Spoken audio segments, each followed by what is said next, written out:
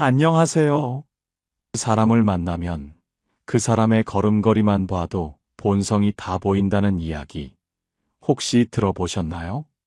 우리는 누군가를 처음 마주할 때 본능적으로 그 사람을 깊이 관찰하게 됩니다. 그의 말투는 어떤지, 표정은 밝은지, 옷차림은 정갈하고 깔끔한지, 시선은 어디를 향하고 있는지 등 다양한 요소를 살피게 되죠. 그런데 이 모든 외적인 정보를 제쳐두고도 단 하나만으로 그 사람의 본질적인 성향과 내면을 엿볼 수 있는 매우 강력한 단서가 있다면 그것은 바로 걸음걸이입니다. 예로부터 걸음걸이를 보면 그 사람의 삶의 궤적과 태도가 고스란히 보인다고들 했습니다. 무엇을 두려워하고 어떤 목표를 향해 나아가며 삶을 어떤 마음과 자세로 살아가고 있는지를 그저 걷는 모습 하나에 모두 담아내는 것이죠. 우리는 걷는다는 행위를 일상생활 속에서 아무 생각 없이 당연한 듯이 하지만 그 안에는 우리가 미처 인식하지 못하는 훨씬 더 많은 정보와 의미가 담겨 있습니다. 옛 선인들은 몸과 마음은 결코 따로 떨어져 있는 것이 아니라 하나의 유기적인 흐름 속에서 긴밀하게 연결되어 있다고 강조했습니다. 몸은 마음의 거울이며 우리가 취하는 모든 행동은 마음의 깊은 그림자라고도 했지요. 그러니 우리의 걷는 모습은 결국 내면의 마음이 외부로 자연스럽게 흘러나온 결과라고 해석할 수 있습니다. 그 사람의 마음가짐, 자존감의 높낮이, 삶을 대하는 태도, 오랜 습관, 심지어는 내면에 숨겨진 진실성까지도 걷는 모습에 고스란히 스며들어 있다는 의미입니다. 사실 언어라는 것은 얼마든지 정교하게 포장하고 꾸밀 수 있으며 표정 역시 얼마든지 의도적으로 가면을 쓸 수 있습니다. 옷차림은 시대의 유행을 따르거나 상황에 따라 쉽게 변할 수 있는 외적인 요소에 불과하지요. 하지만 걸음걸이는 그 사람의 무의식적인 영역에서 자연스럽게 발현되는 움직임이기 때문에 의도적으로 꾸미거나 조작하려고 해도 쉽지 않습니다. 우리가 진심으로 깊이 화가 났을 때 저절로 어깨가 움츠러들거나 극도의 불안감을 느낄 때 발끝이 갈피를 잡지 못하고 갈팡질팡하는 것처럼 몸은 마음의 실제 상태를 결코 완벽하게 숨기지 못합니다. 이러한 이유로 심리학자들도 사람의 걸음걸이와 신체 움직임을 세밀하게 분석함으로써 그 사람의 타고난 성향이나 현재의 심리 상태를 면밀하게 파악하고 분석하는데 중요한 단서로 활용하기도 합니다. 예를 들어 내면의 자신감이 충만하고 당당한 사람은 걷는 속도가 비교적 일정하고 전반적으로 매우 자연스러운 리듬을 보입니다. 고개를 적당히 들고 시선은 흐트러짐 없이 정면을 향하며 어깨도 너무 과하게 펴지도 그렇다고 너무 움츠리지도 않은 균형 잡힌 자세를 유지하는 경향이 있습니다. 이들은 대체로 삶의 여러 국면에서 자신만의 확고한 중심을 잃지 않으려 부단히 노력하며 다른 사람들 앞에서도 쉽게 흔들리지 않고 굳건한 모습을 보이려는 마음이 강합니다. 반면에 내면의 불안감을 크게 느끼는 사람의 걸음은 이러한 자신감 있는 걸음과는 사뭇 다른 특징을 보입니다. 발끝이 자꾸만 바깥쪽을 향하거나 걷는 속도가 일정치 않고 갑자기 빨라지거나 느려지기도 합니다. 고개는 자연스럽게 숙여져 있고 시선은 여기저기를 불안하게 두리번거리며 집중력이 쉽게 분산되는 모습을 보이곤 합니다. 이처럼 걷는 모습만 자세히 관찰해도 그 사람의 내면에 숨겨진 불안감이나 망설임, 심지어는 우유부단함까지도 어렵지 않게 드러나곤 합니다. 자, 그렇다면 내 걸음걸이는 왜 이렇게 형성되었을까? 혹시 나의 성장 배경이나 타고난 성격과 깊이 연결되어 있는 것은 아닐까요? 그 사람의 걸음걸이는 단순히 타고난 성격적인 특성뿐만 아니라 유년 시절의 성장 과정에서 받은 다양한 영향, 부모님의 양육 태도, 그리고 오랜 기간 노출되었던 주변 환경에 따라 복합적으로 달라질 수도 있습니다. 예를 들어, 어릴 때부터 눈치 좀 보라는 말을 자주 듣고 자란 아이는 자연스럽게 주변 상황을 살피는 습관이 몸에 배게 되고, 그 습관은 성인이 된 후에도 무의식적으로 걸음걸이로 이어지는 경우가 많습니다. 또한 자존감이 낮은 환경에서 자란 사람은 걸음이 늘 작아지고 주변의 시선을 과도하게 의식하는 방향으로 발걸음이 흐르기 쉽지요. 그래서 자신의 걸음걸이의 특성을 진정으로 이해하려면 단순히 현재의 모습만을 볼 것이 아니라 자신의 삶의 이력과 경험들을 함께 깊이 들여다보아야 합니다. 즉, 내가 걷는 길은 곧 나의 인생 태도와 가치관, 그리고 삶을 살아가는 방식과 밀접하게 연결되어 있습니다. 누군가는 오직 정해진 목표만을 응시하며 전력 질주하듯 빠르게 걷고, 또 누군가는 삶의 방향을 잃은 듯 목적 없이 길 위를 맴돌기도 합니다. 어떤 사람은 발걸음은 비록 느릴지라도 포기하지 않고 끈기 있게 끝까지 자신의 길을 가는 경우도 있습니다. 이처럼 각자의 걸음에는 그 사람의 고유한 인생관이 오롯이 담겨 있습니다.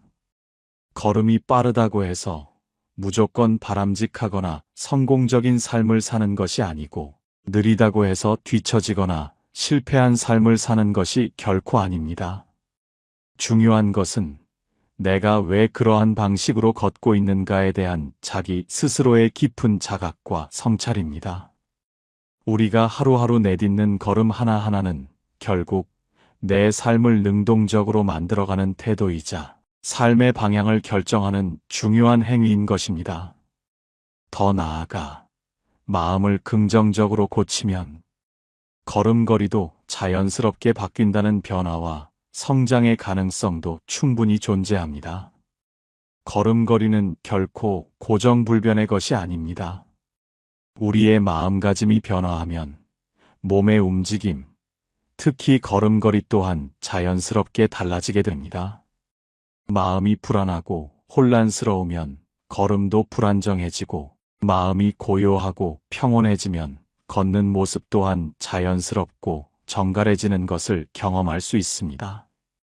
우리가 스스로를 치유하고 내면을 깊이 돌아보는 연습을 꾸준히 해나간다면 어느새 우리의 걷는 걸음에서 여유와 함께 당당함이 자연스럽게 배어나오게 될 것입니다. 결국 걸음은 마음의 깊은 표현이자 결과물입니다. 그러므로 자신의 걸음걸이를 긍정적으로 변화시키고자 한다면 자신의 마음을 먼저 세심하게 살피는 것이 가장 중요하고 좋은 첫걸음이 될 것입니다. 혹시 지금 스스로의 걸음걸이를 머릿속으로 떠올려 보셨나요? 나는 요즘 어떤 자세와 마음으로 걷고 있을까요? 발끝에 힘이 없는가요? 자꾸 고개를 숙이게 되나요? 아니면 바쁘다는 핑계로 주변을 돌아볼 여유도 없이 앞만 보고 무작정 달리고 있진 않은가요? 지금 이 순간 잠시 멈춰서서 내 마음의 상태를 진정으로 알아차리기 위해 나의 걸음에 주의 깊게 집중해 보는 것은 어떨까요? 이러한 성찰은 우리가 살아가는 방식과 내면을 이해하는 데 큰 도움이 될 것입니다. 또한 느림의 미학으로서 걷기의 수행적 의미에 대해서도 이야기해 볼 수 있습니다. 걷는다는 행위는 단순히 한 장소에서 다른 장소로 이동하는 수단만을 의미하는 것이 아닙니다. 사실 걷기는 인류의 역사에서 가장 오래되고 근원적인 명상이자 강력한 수행의 한 형태였습니다. 고대 철학자 부처님도, 공자님도, 맹자님도 모두 제자들과 함께 걸으면서 깊은 가르침을 나누셨다고 합니다. 왜 그들은 걷기를 통해 가르침을 나누었을까요? 그것은 걷는 동안에는 우리의 마음이 외부 세계에 대해 더욱 열리고 세상과의 심리적인 거리를 조율하며 내면의 평화를 찾을 수 있기 때문입니다. 의도적으로 느리게 그리고 천천히 걷는다는 것은 빠르게 변화하는 현대 사회 속에서 삶과나 자신을 진정으로 대면할 수 있는 용기 있는 행동이기도 합니다. 옛 성현들은 이처럼 걷기의 깊은 의미와 통찰력을 이미 간파하고 있었습니다. 공자는 이렇게 말했습니다. 그 사람의 걸음걸이와 자세를 보면 그 인품과 됨됨이를 짐작할 수 있다. 실제로 공자는 제자들의 걸음걸이, 앉는 자세, 식사, 예절과 같은 사소해 보이는 행동들까지도 무척 중요하게 여기며 인격 수양의 한 부분으로 가르쳤다고 전해집니다. 노자는 또 이렇게 말했습니다. 큰 사람은 부드럽고 여유롭게 걷고 작은 사람은 허둥지둥 불안하게 걷는다. 이 말은 단순히 걷는 기술적인 측면만을 언급한 것이 아니라 마음이 여유롭고 품이 넓은 사람은 천천히 그러나 매우 뚜렷하고 확고한 걸음으로 자신의 길을 묵묵히 나아간다는 심오한 뜻을 담고 있습니다. 반대로 마음의 그릇이 작고 소심한 사람은 늘 마음이 조급하고 주변의 시선을 과도하게 의식하느라 걷는 걸음조차 불안정하고 혼란스럽다는 것을 지적한 것이죠. 또한 현대 심리학에서도 신체 언어는 우리가 말하는 언어보다 훨씬 더 진실하다고 강조합니다. 말은 얼마든지 의도적으로 꾸며내어 상대를 속일 수 있지만 몸은 그러한 거짓말을 잘하지 못합니다. 그래서 어떤 사람의 진심과 본심을 진정으로 알고 싶을 때 그 사람의 걷는 모습과 앉는 자세, 눈빛의 미묘한 흐름, 팔의 움직임과 같은 비언어적인 신호들을 세심하게 살펴보면 그 사람의 속마음을 보다 정확하게 읽어낼 수 있다고 합니다. 걷는 속도 또한 매우 중요한 심리적 단서가 됩니다. 너무 지나치게 빠르게 걷는 사람은 현재 뭔가를 필사적으로 피하려고 하거나 혹은 늘 마음속으로 쫓기는 듯한 불안감에 시달리고 있을 수 있습니다. 반대로 너무 느릿느릿 무기력하게 걷는 사람은 삶에 대한 의욕이 현저히 떨어져 있거나 세상을 향한 열정이 이미 식어버린 경우가 많습니다. 시선 처리 방식도 중요한 부분입니다. 당당하고 자신감 있는 사람은 걷는 동안 시선이 분산되지 않고 자신이 가고자 하는 중심 방향을 굳건히 응시합니다. 하지만 자주 고개를 돌리거나 발끝만 불안하게 바라보는 사람은 내면의 불안감, 망설임, 혹은 심하게 주눅 들어 있는 상태일 수 있습니다. 이처럼 걸음걸이는 단순한 이동수단으로서의 기능을 넘어섭니다. 그것은 그 사람의 타고난 성격, 현재의 복합적인 감정 상태, 그리고 삶을 대하는 근본적인 태도와 가치관이 그 안에 자연스럽게 드러나는 매우 중요한 비언어적 표현인 것입니다. 우리가 누군가와 관계를 맺을 때 겉모습이나 말솜씨만을 보고 섣불리 판단하는 실수를 범할 때가 많습니다. 그러나 그 사람의 걷는 모습을 조금 더 유심히 그리고 깊이 있게 지켜보면 말로는 표현되지 않는 더 깊은 마음의 움직임과 진실된 감정을 느낄 수 있게 됩니다. 걸음걸이는 곧 본성을 드러내는 거울과 같습니다. 사람의 성격은 말보다는 행동에서 더욱 명확하게 드러나며 그 수많은 행동들 중에서도 가장 무의식적이고 통제하기 어려운 움직임이 바로 우리의 걷는 모습입니다. 어떤 걸음걸이를 보이느냐에 따라 그 사람의 핵심 성격과 내면의 상태를 상당히 정확하게 짐작할 수 있죠. 여기 우리가 일상생활에서 자주 접할 수 있는 6가지 걸음걸이 유형이 있습니다. 우리가 주위에서 흔히 만나는 다양한 사람들, 혹은 어쩌면 우리 자신의 모습일 수도 있으니 한번 살펴볼까요? 첫 번째 유형은 너무 지나치게 빠르게 걷는 사람입니다. 이런 사람들은 마치 누가 뒤에서 쫓기라도 하는 듯이 숨가쁘게 걷습니다.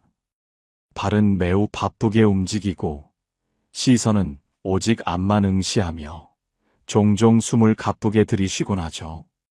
겉으로 보기에는 매우 부지런하고 목표 지향적인 사람처럼 보일 수 있지만 그 내면을 깊이 들여다보면 늘 뭔가를 쫓거나 혹은 피하려고 애쓰는 경우가 많습니다. 이는 내면에 자리 잡은 불안감이나 초조함이 몸의 움직임으로 자연스럽게 흘러나오는 현상입니다. 또한 어떤 이들은 다른 사람보다 앞서야 한다는 강박적인 경쟁심에 사로잡혀 마치 도로 위에서 속도 경쟁을 하듯 빠르게 걷습니다. 이러한 성향은 종종 공격적인 태도나 성급한 판단으로 이어지기도 합니다. 무언가를 결정할 때에도 깊이 숙고하기보다는 조바심에 이끌려 성급하게 결론을 내리는 경우가 빈번합니다. 두 번째 유형은 너무 느리고 무기력하게 걷는 사람입니다. 이들은 마치 무거운 짐을 등에 지고 있는 것처럼 발걸음이 극도로 지쳐 보입니다. 어깨는 축 처져 있고 발끝은 땅에 질질 끌리듯이 힘없이 움직이지요. 보폭도 매우 좁고 걷는 속도 또한 일정치 않아 불안정한 느낌을 줍니다. 이런 걸음걸이는 내면의 활력을 완전히 잃었음을 반영합니다. 삶에 대한 의욕이 크게 줄었거나 최근에 무언가를 포기했을 가능성이 있으며 마음속에서는 이미 자포자기하는 감정이 깊이 자리하고 있을 수 있습니다. 이런 사람들은 새로운 시도를 하거나 변화를 모색하기보다는 익숙한 무기력함 안에 머무르기를 선택하는 경향이 있습니다. 세 번째 유형은 휘청거리며 걷는 사람입니다. 중심이 잘 잡히지 않고 한쪽으로 몸이 쏠리거나 왔다 갔다 불안하게 걷는 경우입니다.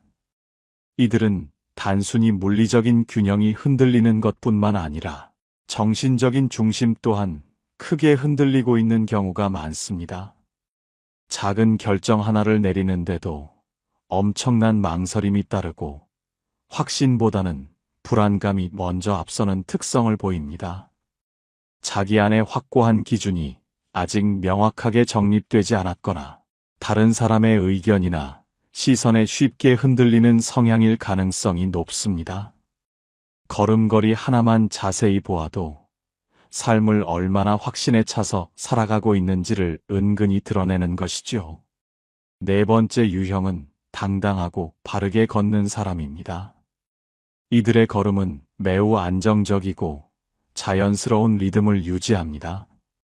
보폭은 일정하고 허리는 꼿꼿하게 세우며 시선은 흐트러짐 없이 정면을 향해 있습니다. 이러한 걸음걸이를 가진 사람은 내면에 확고한 자신감이 단단히 자리 잡고 있는 경우가 많습니다. 삶의 여러 측면에서 균형을 유지할 줄 알고 말과 행동 사이에 큰 괴리가 없습니다. 무엇보다 강한 책임감을 가지고 있으며 스스로의 선택에 대한 무게를 기꺼이 감당할 줄 아는 성숙한 태도를 지녔습니다. 이런 사람 곁에 있으면 왠지 모르게 마음이 편안해지고 안정감을 느끼게 되며 그의 말에 저절로 귀가 기울여지는 것도 이러한 당당한 걸음에서 오는 신뢰의 신호이기도 합니다. 다섯 번째 유형은 뒤뚱거리며 걷는 사람입니다. 한쪽 어깨가 비정상적으로 들리거나 몸을 과도하게 부풀리듯이 걷는 모습이 특징입니다. 이들은 대체로 자신을 실제보다 더 크고 대단한 존재로 과장하려는 경향이 강합니다. 내면에는 불안감이 크게 자리하고 있는데 겉으로는 강하고 능력 있게 보이려고 필사적으로 애쓰는 것이죠. 타인의 시선을 끊임없이 의식하고 다른 사람들에게 인정받고자 하는 욕망이 지나치게 큽니다. 이러한 사람은 말에서도 허세가 자주 섞이고 자신의 단점이나 약점을 감추려는 경향이 매우 강합니다. 사람 사이의 관계에서도 본질적인 소통보다는 겉모습이나 보여지는 이미지에 과도하게 집중하기 때문에 진정성 있는 관계 형성보다는 피상적인 이미지가 앞설 수 있습니다. 마지막 6번째 유형은 자꾸만 주변을 돌아보며 걷는 사람입니다. 이들은 걷는 도중에도 수시로 뒤를 돌아보거나 옆을 자주 살피는 행동을 보입니다. 자신의 길을 묵묵히 가는데 집중하지 못하고 항상 다른 사람의 반응이나 평가를 과도하게 의식하는 경향이 있습니다. 이런 사람들은 타인의 평가에 매우 민감하게 반응하며 스스로 어떤 결정을 내리는 것을 어려워합니다. 무언가를 선택할 때에도 늘 주변의 눈치를 보고 그로 인해 자신만의 고유한 가치관이나 정체성을 잃어버리는 경우도 많습니다. 흔히 결정 장애가 있는 사람들의 몸짓은 대체로 이렇게 불안하고 흔들리는 모습을 보이곤 합니다. 이처럼 걸음걸이는 매우 다양하며 이 6가지 유형은 모두 다른 사람들의 모습 같지만 사실 우리 모두의 삶 속에서 한 번쯤은 지나왔을 법한 모습일 수 있습니다. 삶이 힘들 때는 무기력하게 걷기도 하고 마음이 불안하고 초조할 때는 쫓기듯이 빠르게 걷기도 하니까요. 중요한 것은 지금 내 발걸음이 궁극적으로 어디를 향하고 있는가, 그리고 어떤 마음과 태도로 그 길을 걷고 있는가를 스스로 성찰하는 것입니다. 걸음걸이로 사람을 어떻게 판단할 것인가 하는 중요한 질문도 있습니다. 걸음걸이를 통해 사람의 성격과 내면의 상태를 어느 정도 이해할 수 있다고 해도 우리가 반드시 조심해야 할 점이 있습니다. 단 한순간의 걸음만을 보고 그 사람의 전체적인 본질을 섣불리 단정 짓는 것은 매우 위험하고 오류를 범하기 쉬운 일입니다. 그 사람은 누구나 상황과 환경에 따라 다르게 움직이며 마음의 상태는 늘 유동적으로 변하기 때문입니다. 예를 들어 평소에는 당당하고 자신감 있게 걷는 사람이라 할지라도 어느 날 갑자기 큰 걱정이나 시련에 직면하여 어깨를 축 늘어뜨리고 힘없이 걸을 수도 있습니다. 반대로 늘 느릿느릿 무기력하게 걷던 사람도 가끔은 기쁜 소식이나 특별한 계기로 인해 경쾌하고 활기찬 발걸음을 내디딜 수 있지요. 그러므로 걸음걸이는 사람을 판단하는 절대적인 기준이라기보다는 그 사람의 현재 상태를 관찰하고 이해하는 하나의 중요한 단서로 삼는 것이 훨씬 더 현명합니다. 정말 중요한 것은 일시적인 모습이 아니라 반복되는 걸음걸이의 패턴입니다. 한두 번의 우연한 모습이 아니라 꾸준히 일관성 있게 드러나는 걸음걸이 속에는 그 사람의 평소 성향과 삶을 대하는 근본적인 태도가 깊이 숨어 있기 마련입니다. 그래서 가까운 관계에 있는 사람일수록 그의 걸음걸이를 조금 더 유심히 바라보면 그 사람의 미묘한 감정 변화, 삶의 중심이 어디에 있는지, 혹은 요즘 어떤 마음의 상태인지를 조용히 그리고 깊이 있게 들여다볼 수 있습니다. 걸음걸이는 직접적인 언어로 말을 하지 않습니다.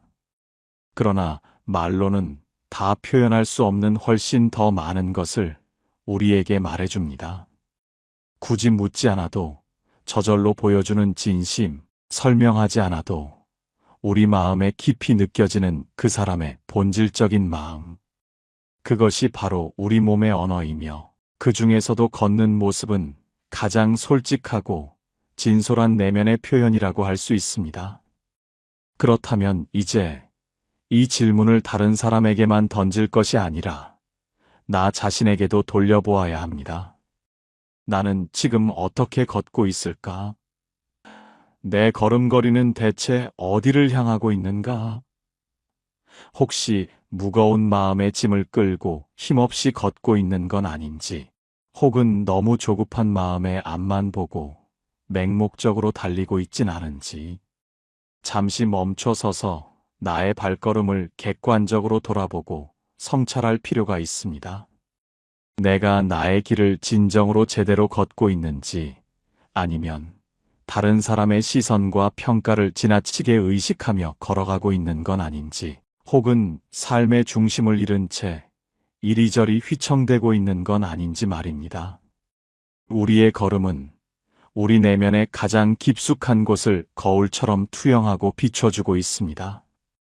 그렇다면 어떤 걸음이 가장 좋은 걸음일까? 라는 질문에 대한 정답은 아마도 없을 것입니다. 다만 내 마음에 거짓이 없고 어떤 복잡하고 어려운 상황 속에서도 나답게 자신의 진실된 모습으로 걷는 걸음이 가장 단단하고 아름다운 걸음이 아닐까요? 남들과 비교하지 않고 자신의 고유한 속도와 리듬으로 묵묵히 걸어가는 사람. 그런 사람은 삶의 중심이 분명하고 확고한 사람입니다. 마지막으로 여러분에게 이런 깊은 말을 남기고 싶습니다. 마음이 흐트러지고 혼란스러우면 걸음걸이 또한 흐트러지고 불안정해집니다. 그러나 마음이 바르게 서고 평온해지면 걸음걸이 또한 바르고 안정적으로 나아갑니다. 왜냐하면 몸의 걸음은 언제나 마음의 길을 충실히 따라가기 때문입니다.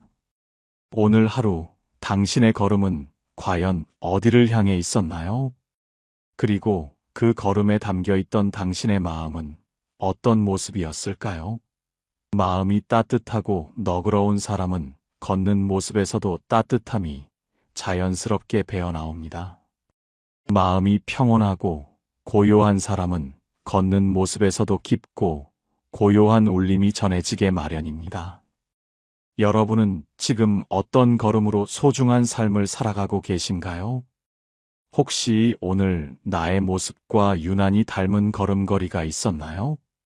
자유롭게 댓글에 여러분의 생각과 경험을 남겨주시면 함께 마음을 나누는 소중한 시간이 될 것입니다. 여러분의 진솔한 걸음이 궁금합니다. 부디 오늘 당신의 걸음이 당신을 더욱 좋은 곳으로, 더욱 아름다운 곳으로 데려가기를 진심으로 바랍니다.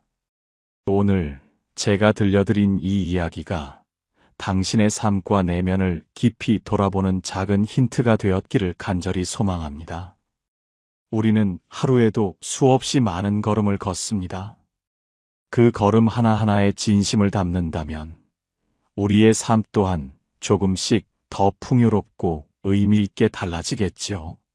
앞으로도 당신의 모든 걸음이 항상 평온하고 단단하게 이어지기를 진심으로 기원합니다. 저는 다음 시간에 더욱 깊이 있고 따뜻한 이야기로 다시 여러분을 찾아오겠습니다. 늘 평안하세요. 안녕하세요, 여러분.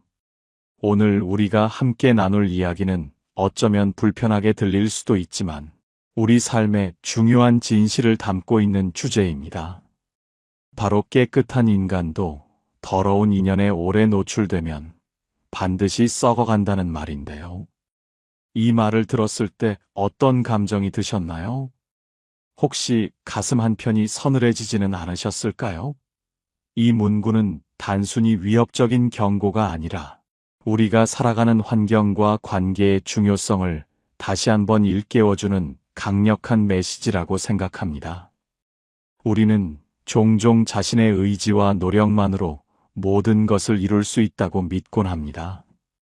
물론 그것도 맞는 말이지만 사실 우리는 생각보다 주변 환경과 사람들의 영향을 훨씬 더 많이 받으며 살아가고 있습니다.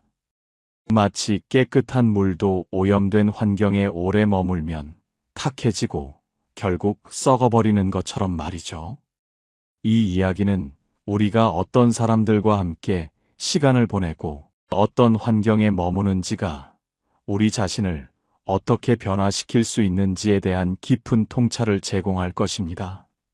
아무리 선하고 긍정적인 사람이라도 지속적으로 부정적인 환경이나 악영향을 주는 사람들에게 노출된다면 그 사람 역시 서서히 부정적인 기운에 물들고 변질될 수 있다는 경고인 셈입니다.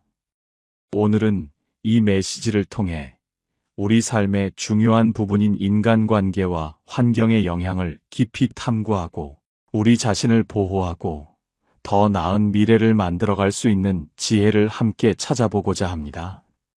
이 이야기가 여러분의 삶에 긍정적인 변화의 씨앗을 심고 스스로를 돌아보는 귀한 시간이 되기를 진심으로 바랍니다. 자, 그럼 함께 탐험해 볼까요? 첫 번째 이야기입니다. 환경은 거울처럼 우리를 비춥니다. 우리는 사회적 동물이며 주변 환경과 사람들의 영향을 크게 받습니다. 이는 부정할 수 없는 진실이죠. 긍정적인 환경은 우리의 성장과 발전을 촉진하고 우리의 잠재력을 끌어내어 더욱 빛나는 존재로 만들어줍니다. 우리의 생각과 행동, 심지어는 감정까지도 주변 환경에 의해 형성되고 변화합니다. 우리는 끊임없이 주변으로부터 정보를 흡수하고 그에 반응하며 살아갑니다. 반대로 부정적인 환경은 우리의 에너지를 고갈시키고 좌절과 타락을 야기하며 결국 우리를 썩게 만들 수도 있습니다. 이러한 환경의 영향력은 우리가 인식하는 것보다 훨씬 강력합니다. 주변을 둘러보세요. 당신이 지금 어떤 사람들과 어울리고 있나요? 그들과 어떤 대화를 나누고 어떤 가치관을 공유하고 있나요? 이러한 질문들에 대한 답이 바로 당신의 현재를 비추는 거울이 될 것입니다. 당신의 환경은 당신이 어떤 사람이 될지를 결정하는 강력한 요인 중 하나입니다. 내가 어떤 환경에 나를 놓아두느냐에 따라 나의 미래가 달라질 수 있다는 점을 항상 기억해야 합니다. 환경은 단순한 배경이 아니라 우리 존재의 본질을 형성하는 핵심적인 요소입니다. 그러니 우리는 자신을 둘러싼 환경을 신중하게 선택하고 필요하다면 과감하게 변화시킬 용기를 가져야 합니다. 두 번째 이야기입니다. 인간관계는 전염병처럼 번질 수 있습니다. 어떤 사람들과 관계를 맺느냐는 우리의 성격, 가치관, 행동에 지대한 영향을 미칩니다. 건강하고 긍정적인 관계는 서로에게 좋은 영향을 주며 함께 성장할 수 있는 발판을 마련해 줍니다. 이러한 관계 속에서는 서로 존중하고 이해하며 지지함으로써 개인의 잠재력을 최대한 발휘할 수 있도록 돕습니다. 우리는 이러한 관계를 통해 삶의 활력을 얻고 새로운 도전에 대한 영감을 받으며 어려움 속에서도 좌절하지 않을 힘을 얻게 됩니다. 하지만 파괴적이고 부정적인 관계는 마치 전염병처럼 우리의 정신과 영혼을 병들게 하고 결국 해로운 결과를 초래할 수 있습니다. 예를 들어 항상 불평불만이 많고 부정적인 시선으로 세상을 바라보는 사람들과 어울리다 보면 자신도 모르게 그러한 부정적인 에너지를 흡수하게 됩니다. 그들의 비판적인 시선과 좌절감은 마치 전염병처럼 우리에게 옮겨와 우리 자신의 활력과 긍정적인 사고를 갉아먹을 수 있습니다. 뿐만 아니라 끊임없이 불만을 표출하고 타인을 깎아내리는 관계는 우리의 자존감마저 위축시킬 수 있습니다. 고수들은 이러한 인간관계의 중요성을 누구보다 잘 알고 있습니다. 그들은 자신의 에너지를 소중히 여기고 자신에게 긍정적인 영향을 주는 사람들과의 관계를 귀하게 여깁니다. 반대로 자신을 갉아먹는 관계는 과감하게 정리하는 용기를 가집니다. 이는 결코 이기적인 행동이 아니라 자신을 건강하게 지키고 더 나아가 주변에 긍정적인 영향을 미치기 위한 현명한 선택입니다. 여러분은 지금 누구와 가장 많은 시간을 보내고 있나요? 그 관계들이 당신에게 어떤 영향을 주고 있는지 진지하게 성찰해 볼 시간입니다. 우리가 맺는 관계의 질이 곧 우리의 삶의 질을 결정한다는 사실을 잊지 마세요. 세 번째 이야기입니다. 자신을 보호하는 것은 선택이 아닌 필수입니다. 깨끗한 인간도 더러운 인연에 오래 노출되면 반드시 썩어간다는 말은 우리에게 자기 보호의 필요성을 강력하게 일깨워줍니다. 때로는 부정적인 환경이나 관계로부터 자신을 보호하기 위해 거리를 두거나 심지어는 관계를 끊는 것이 필요할 수 있습니다. 이는 자신을 지키는 가장 중요한 방법 중 하나입니다. 우리는 타인의 감정을 배려하고 관계를 유지하려는 노력 때문에 때로는 자신에게 해로운 관계를 끊지 못하고 끌려가는 경우가 많습니다. 사회생활 속에서 어쩔 수 없이 감당해야 하는 부분도 분명 존재하겠지만 개인적인 관계에 있어서까지 이러한 희생을 강요할 필요는 없습니다. 특히 우리의 정신적, 감정적 건강에 악영향을 미치는 관계는 과감하게 정리할 필요가 있습니다.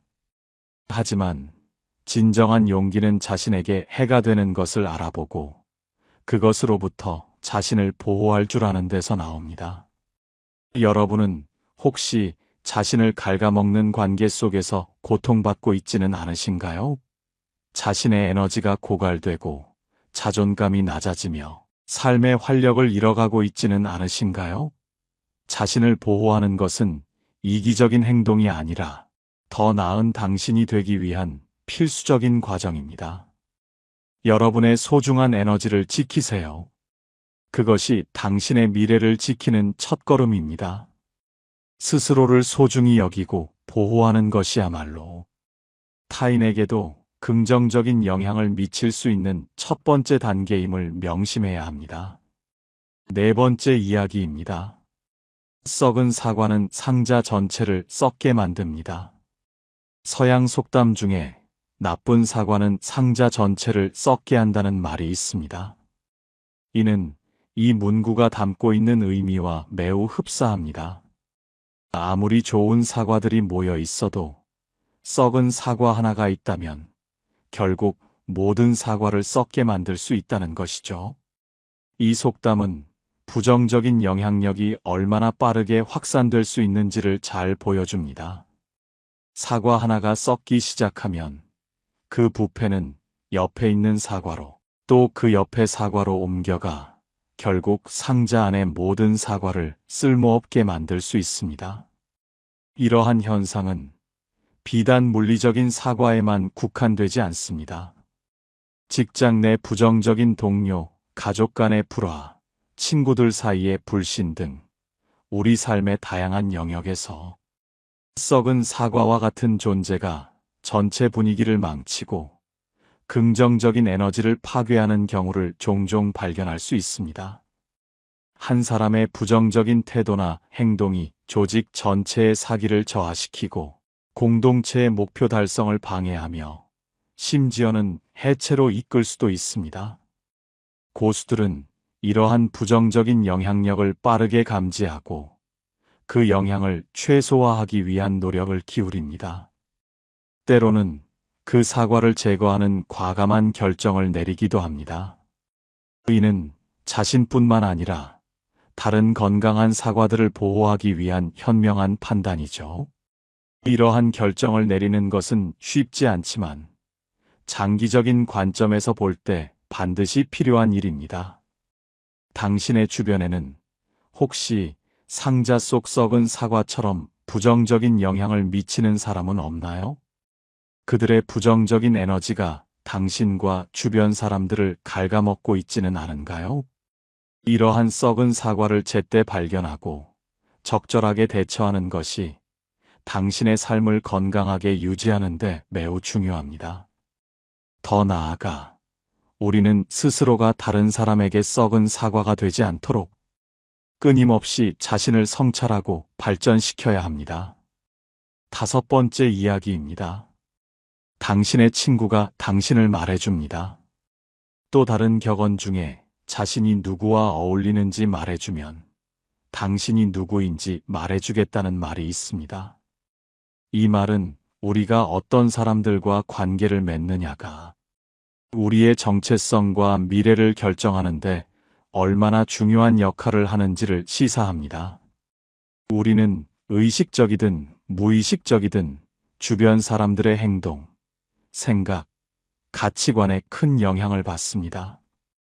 심리학에서는 이러한 현상을 동조현상, 사회학습 등 다양한 이론을 통해 설명합니다. 우리는 주변 사람들을 모방하고 그들의 가치관을 내면화하며 그들의 행동 양식을 따라가는 경향이 있습니다. 이는 우리가 사회 구성원으로서 자연스럽게 배우고 적응하는 과정의 일부이기도 합니다.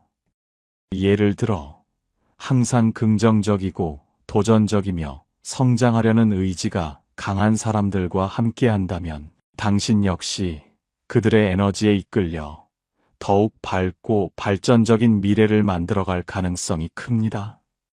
그들의 열정과 긍정적인 사고방식은 당신에게 자연스럽게 스며들어 당신도 모르게 더 큰 목표를 설정하고 그 목표를 향해 나아가도록 동기를 부여할 것입니다.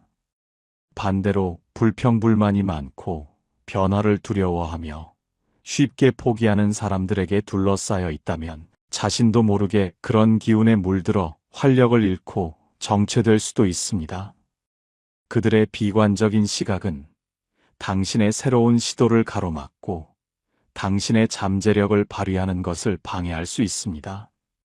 고수들은 이러한 이치를 알고 자신에게 긍정적인 영향을 줄 수 있는 사람들을 찾아 관계를 맺으려 노력합니다. 그들은 단순한 친분 유지를 넘어 서로에게 영감을 주고 성장할 수 있는 동반자를 찾습니다. 그들의 네트워크는 단순한 인맥이 아니라 상호 발전적인 관계망입니다. 당신은 당신의 친구들이 당신을 어떤 사람으로 규정한다고 생각하시나요? 당신의 친구들을 통해 당신의 미래를 엿볼 수 있다는 점을 기억하시고 현명한 관계 선택을 통해 더 나은 당신을 만들어 가시길 바랍니다. 당신의 주변은 당신을 비추는 거울이자 당신을 성장시키는 토양입니다. 6번째 이야기입니다. 질투와 시기심은 독이 됩니다. 우리는 살아가면서 다양한 사람들을 만납니다. 그 중에는 우리에게 깊은 영감을 주어 더 나은 사람이 되고 싶게 만드는 사람들도 있지만 반대로 우리의 성공이나 행복을 질투하며 은근히 깎아내리려는 사람들도 있습니다. 고수들은 다른 사람의 성공을 진심으로 축하하고 그 성공에서 영감을 얻어 자신도 더 노력해야겠다고 다짐합니다. 그들은 다른 사람의 장점을 발견하고 배우려 하며 서로에게 긍정적인 영향을 주고받는 관계를 지향합니다. 그들의 관심은 내가 저 사람보다 잘났나?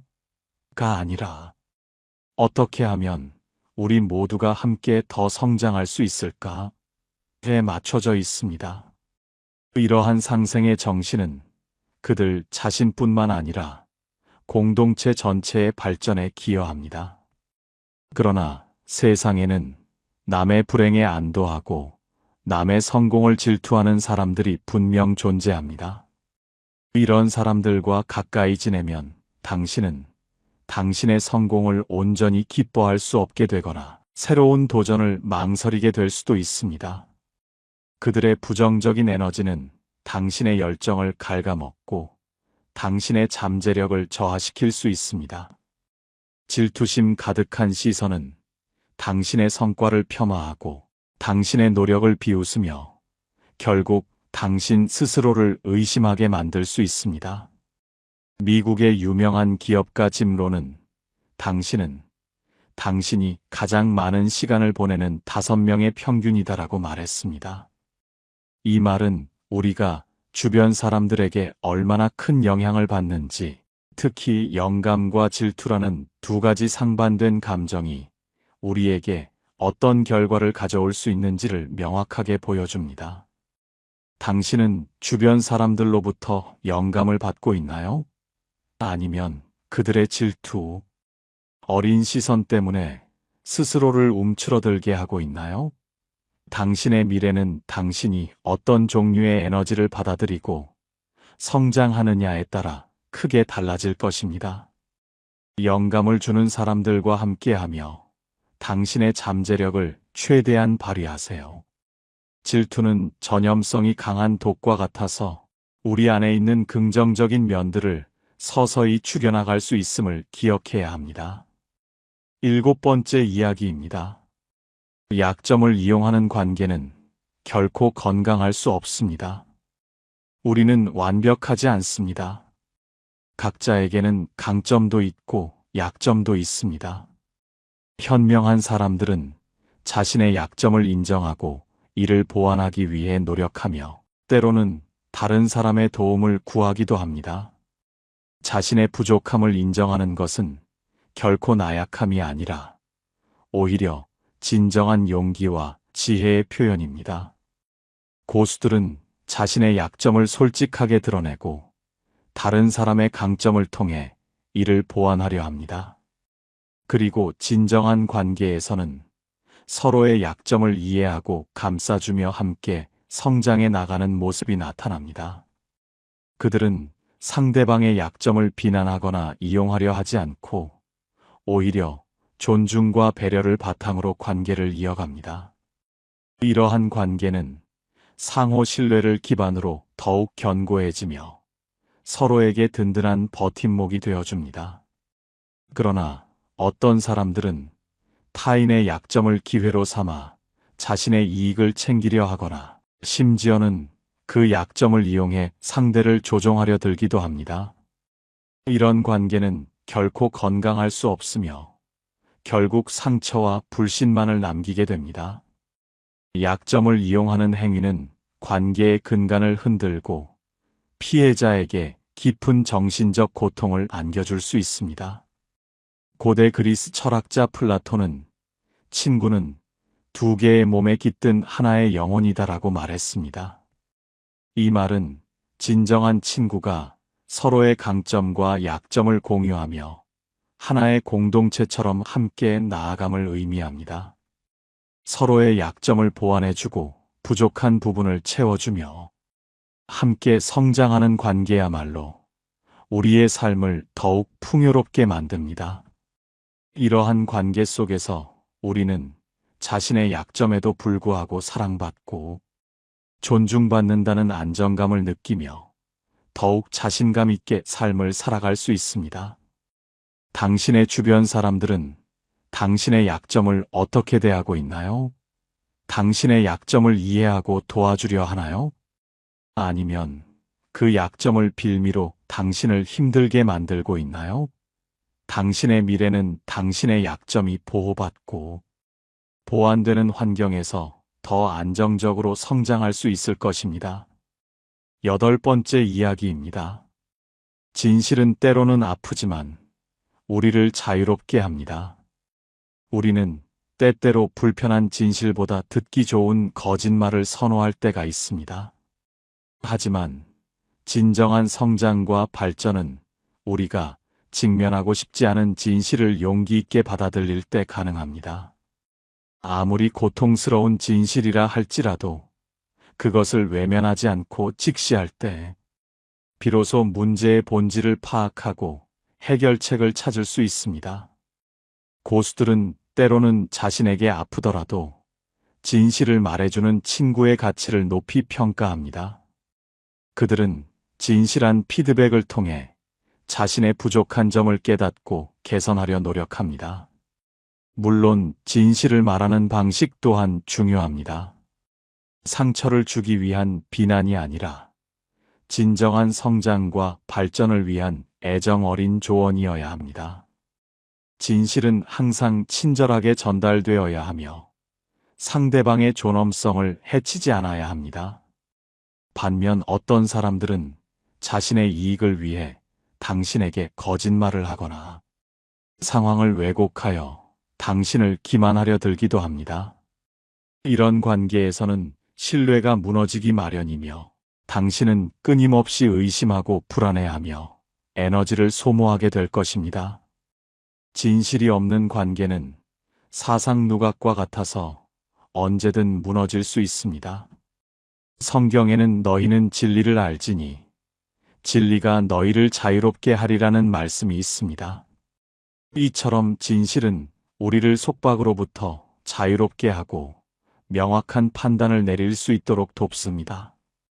진실을 말해주는 사람이 있다는 것은 당신의 삶에 든든한 버팀목이 있다는 뜻과 같습니다. 그들은 당신이 올바른 길을 갈 수 있도록 안내하고 잘못된 선택으로부터 당신을 보호해 줄 것입니다. 당신의 주변에는 당신의 잘못을 솔직하게 지적해 주고 때로는 아픈 진실을 들려주는 사람이 있나요? 혹은 당신이 듣고 싶은 말만 해주거나 중요한 정보를 숨기는 사람이 더 많은가요? 당신의 미래는 진실된 정보와 신뢰를 바탕으로 더욱 견고하게 세워질 수 있습니다. 9번째 이야기입니다. 당신의 존엄은 무엇과도 바꿀 수 없습니다. 인간에게는 누구나 존중받고 싶은 기본적인 욕구가 있습니다.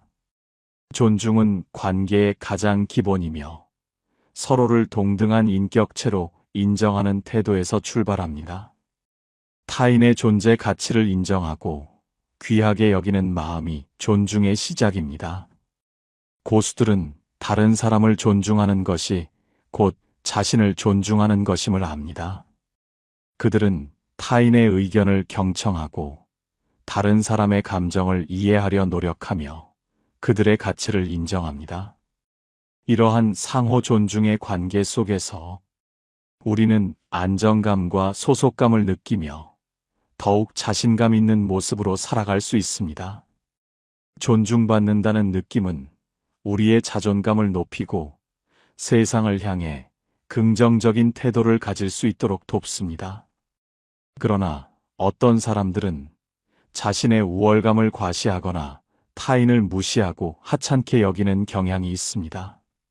이런 관계에서는 당신의 자존감이 서서히 깎여나가고 당신은 스스로를 부족하다고 느끼게 될 수 있습니다. 이는 당신의 미래에 부정적인 영향을 미쳐 새로운 도전조차 시도하기 어렵게 만들 수 있습니다. 끊임없이 비난받고 무시당하는 환경에 놓이게 되면 우리는 스스로의 가치를 의심하게 되고 결국 자신감마저 상실하게 됩니다. 독일의 철학자 임마누엘 칸트는 인간을 수단으로 대하지 말고 목적으로 대하라고 말했습니다. 이 말은 모든 인간이 그 자체로 존엄한 존재이며 서로를 존중해야 함을 강조합니다. 당신의 미래는 당신의 존엄이 존중받는 관계 속에서 더욱 빛을 발할 수 있습니다. 당신의 주변 사람들은 당신의 의견을 존중하고 당신의 존재 자체를 귀하게 여기나요? 아니면 당신의 가치를 깎아내리거나 당신을 함부로 대하는 경향이 있나요? 당신이 존중받는 환경에서 당신은 더욱 주체적인 삶을 살아갈 수 있을 것입니다. 10번째 이야기입니다. 함께 성장할 동반자인가요? 아니면 발목을 잡는 짐인가요? 마지막으로 당신의 주변 사람들을 단순히 있다, 없다로 구분하는 것을 넘어 그들이 당신의 인생 여정에 어떤 의미를 가지는지를 심도 있게 고민해 볼 필요가 있습니다. 그들이 당신의 미래를 함께 만들어갈 소중한 동반자인지 아니면 당신의 발목을 잡고 뒤로 잡아끄는 짐은 아닌지 말입니다. 고수들은 인생을 함께 걸어갈 진정한 동반자를 신중하게 선택합니다. 그들은 서로의 길을 응원하고 어려움이 닥쳤을 때 손을 내밀어주며 함께 성장해 나가는 기쁨을 누립니다. 이러한 관계는 서로에게 시너지를 주어 혼자서는 이룰 수 없는 더 큰 성과를 만들어내기도 합니다. 그들은 서로의 성공을 자신의 성공처럼 기뻐하고 실패를 겪었을 때는 따뜻한 위로와 현실적인 조언을 아끼지 않습니다. 그러나 어떤 관계는 당신의 시간과 에너지를 끊임없이 요구하며 당신의 발전을 가로막고 심지어는 당신을 좌절하게 만들 수도 있습니다. 이런 관계는 당신의 삶에 긍정적인 영향을 주기보다는 오히려 부담과 스트레스를 안겨주는 짐이 될 수 있습니다. 마치 무거운 짐을 지고 가는 것처럼 당신의 발걸음을 느리게 하고 당신의 정신적 에너지를 소진시킬 수 있습니다. 미국의 시인 마야 안젤로는 당신을 있는 그대로 사랑하고 당신이 될 수 있는 모든 것이 되도록 허락하는 사람들을 찾아라고 말했습니다. 이 말처럼 진정한 동반자는 당신의 현재를 받아들이고 당신의 잠재력을 믿어주며 당신이 최고의 자신이 될 수 있도록 격려하는 사람입니다. 이러한 동반자는 당신의 삶에 긍정적인 활력을 불어넣고 당신이 어떤 어려움에 직면하더라도 함께 헤쳐나갈 힘을 줄 것입니다. 이 질문은 단순히 누구를 만나는가의 문제를 넘어 나 자신은 어떤 동반자가 되고 있는가를 돌아보게 합니다. 당신 역시 다른 사람에게 긍정적인 동반자가 되고자 노력하고 있나요? 당신은 누구와 함께 미래를 만들어가고 싶나요? 그리고 당신은 다른 사람의 미래에 어떤 영향을 미치는 동반자가 되고 싶으신가요? 이 10가지 이야기를 통해 여러분은 현재의 인간관계가 당신의 미래에 어떤 영향을 미치고 있는지 분명하게 알 수 있었을 것입니다. 깨끗한 인간도 더러운 인연에 오래 노출되면 반드시 썩어간다는 말은 우리에게 책임감을 부여하는 동시에 희망을 주는 메시지입니다. 우리는 우리의 미래를 스스로 선택하고 만들어갈 수 있는 능력이 있기 때문입니다. 만약 당신 주변에 당신의 에너지를 고갈시키고 성장을 방해하며 꿈을 꺾는 사람들이 있다면 용기를 내어 변화를 시도해 보세요. 그것이 관계의 재정립이든 새로운 인연을 찾는 것이든 당신의 미래를 위한 현명한 선택이 될 것입니다. 그리고 더 중요한 것은 당신 스스로가 다른 사람들에게 어떤 영향을 미치는 사람인지 돌아보는 것입니다. 당신이 먼저 긍정적인 에너지와 성장 지향적인 태도를 가지고 있다면 자연스럽게 당신과 같은 사람들을 끌어당기게 될 것입니다. 기억하세요. 당신의 주변 환경은 당신의 미래를 비추는 거울입니다. 오늘 이 거울을 통해 본 당신의 미래가 밝고 희망차기를 진심으로 응원합니다. 당신의 삶에 긍정적인 변화와 성장이 가득하기를 바라며 평온하고 행복한 하루 보내세요.